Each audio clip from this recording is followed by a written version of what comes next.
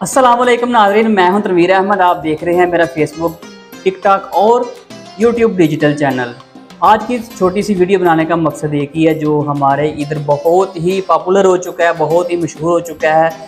15 साल से लेकर 20 साल तक जो हमारी यंग जनरेशन है, खासकर बॉयज़, एक अजीब से नशे में मुब्तला हो चुके हैं और नशे को बहुत फ़ख्र समझते हैं। स्मोकिंग, गुटखा, पान, हर तीसरा बंदा, हर तीसरा लड़का इस मुज़ी मर्ज़ में मुब्तला हो चुका है। मर्ज़ इसलिए है कि ज़ाहिर है ये आपको बेनिफिट तो देगा नहीं।